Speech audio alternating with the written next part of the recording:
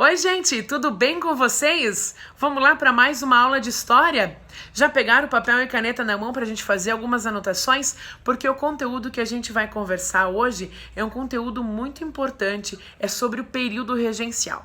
E você já pode fazer uma anotação aí, porque o período regencial foi um dos períodos mais conturbados da história do Brasil. Foi um período de grande divisão política, de transição política e também de grandes revoltas populares. Tudo isso aconteceu porque, em 1830, o Dom Pedro I ele resolveu abdicar do trono. Abdicando do trono, segundo a Constituição de 1824, seu sucessor seria o seu filho. Mas o Pedro de Alcântara, ele era uma criança, ele tinha apenas 5 anos e, obviamente, ele não poderia governar o Brasil. Seguindo com a Constituição, não havendo sucessor para o imperador, quem toma posse do governo do Brasil são os regentes.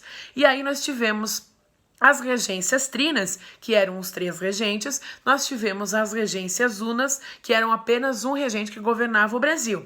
Mas ainda, mesmo assim, nós tivemos discussões e transição política, porque algumas pessoas defendiam que as províncias tivessem liberdade. E com isso a elite ela não entrava em um acordo para decidir qual que era a forma correta para administrar o nosso país. E ainda para acalorar ainda mais toda essa discussão, nós tínhamos 3 partidos políticos muito divididos porque eles tinham objetivos diferentes. E agora a gente vai conhecer os 3 partidos e saber o que cada um deles defendia para conseguir entender mais ou menos qual era o motivo de tanta discussão. Nós tínhamos os restauradores, os liberais exaltados e os liberais moderados. Os restauradores, eles eram fiéis à monarquia e eles desejavam que o Dom Pedro I voltasse ao trono. Tínhamos também os liberais moderados. Eles eram a favor da monarquia, mas eles defendiam os interesses da elite. Tínhamos os liberais exaltados, eles defendiam a autonomia das províncias e o fim do poder moderador. Nessa época, algumas discussões tomaram força. Uma delas era a unidade territorial. A unidade territorial foi quando algumas regiões do nosso país, eles desejavam se tornar países e com isso causaram algumas das revoltas que a gente vai ver daqui a pouco. Também se falou muito da autonomia das províncias. Algumas províncias, elas estavam se dando muito bem, conseguindo se virar sozinha sem o poder central e elas desejavam então ter cada vez mais liberdade para tomar suas próprias atitudes. Nessa época também nós tivemos algumas reformas institucionais. Em 1832 foi elaborada a reforma no Código do Processo Criminal. Essa reforma deu mais poder para os juízes de paz. Eles já eram figuras muito importantes, mas com essa reforma eles tomaram ainda mais importância para a época. Eles podiam prender, eles podiam soltar, eles podiam também julgar alguns dos crimes pequenos que aconteciam na época. Foi instituído o júri, foi também instituído o habeas corpus. O habeas corpus, a gente vai lembrar que até hoje em dia nós temos. É quando a pessoa pode responder o processo em liberdade até que se prove realmente que ela cometeu aqueles crimes. Em 1834, também foi substituído as regências trinas por regências unas. Foi também feito o ato adicional. A gente vai conversar mais para frente sobre o ato adicional novamente, então presta atenção. O ato adicional, ele adicionou várias cláusulas à nossa Constituição. Uma dessas cláusulas dizia que o poder moderador, ele não podia funcionar enquanto houvessem as regências. O ato adicional também suprimiu o Conselho de Estado. Quem era o Conselho de Estado? O Conselho de Estado eram homens muito ricos, muito próximos do imperador e que aconselhavam o imperador. Quem podia fazer parte desse Conselho de Estado eram homens ricos acima de 40 anos. Por que acima de 40 anos? Porque não eram todos os homens que conseguiam chegar nessa idade. Na época, a expectativa de vida era muito baixa. E também para poder entrar no Conselho de Estado, o homem precisava possuir mais ou menos 800 mil réis. Então eram homens naquela época considerados velhos e com uma fortuna.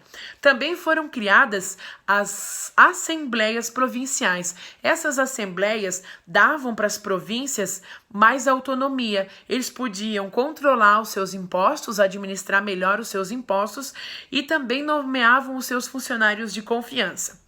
Também com um ato adicional foi formada a Guarda Nacional. A Guarda Nacional eram homens ricos de confiança do governo, porque na época existia também o exército, mas o exército na época era formado por homens jovens, urbanos, pobres, e também no meio do exército havia alguns portugueses, e isso não gerava muita confiança para o governo. Então por isso fizeram a Guarda Nacional, porque esses homens eram de extrema confiança do governo.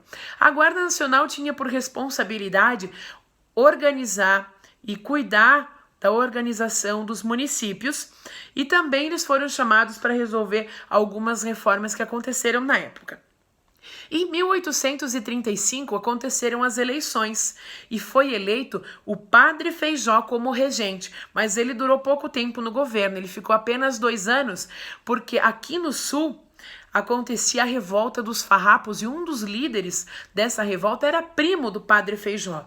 E o Congresso acusou que Padre Feijó ele não tomou atitudes severas contra essa revolta, ele foi mais brando, mais suave, porque um dos líderes era o seu parente. Depois de 2 anos, então, ele renunciou, onde quem assume nessa época foi o Pedro de Araújo Lima.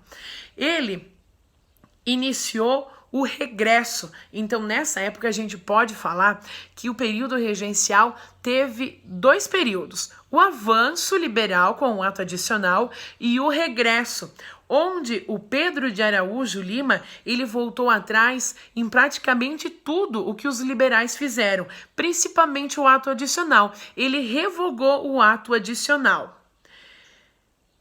onde as províncias eles não podiam ter mais tanta liberdade e também não podiam contratar os seus funcionários de confiança. Ele reformou a Guarda Nacional, onde os homens para fazer parte da Guarda Nacional precisavam ser ainda mais ricos. Ele deu mais poder ao exército.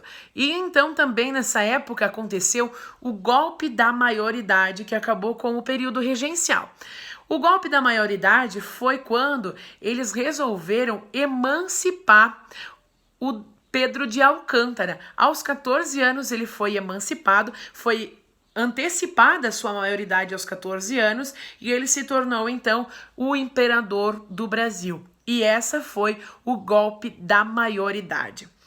Agora, eu vou contar com a ajuda de vocês, porque eu não conseguiria explicar tudo num vídeo sobre todo o período regencial. Então, eu vou pedir para vocês se reunirem em grupos, fazer uma pesquisa sobre as revoltas que aconteceram nessa época. Eu vou conversar com vocês, eu vou falar agora sobre algumas das reformas, então depois a gente conversa qual vai ser o trabalho de vocês, tá bom? A gente teve a revolta dos farrapos, nós tivemos a balaiada, a sabinada e a cabanagem. Então, eu quero que vocês se dividam em grupos, que pesquisem aonde foi cada revolta, o motivo pela qual ela aconteceu e como ela acabou. Eu conto aí com a ajuda de vocês para explicar esse período tão conturbado do nosso país, porque eu não iria conseguir explicar tudo agora, então eu deixo para vocês a pesquisa, eu conto aí com o empenho e com a dedicação de vocês para entender melhor o que foi esse período tão conturbado para a história do nosso país. Eu espero que eu tenha conseguido explicar de forma clara, que vocês tenham anotado e entendido o que foi o período regencial para o Brasil. Um abraço para vocês, a gente volta a se falar e eu espero a pesquisa e a dedicação de vocês. Um abraço, até mais!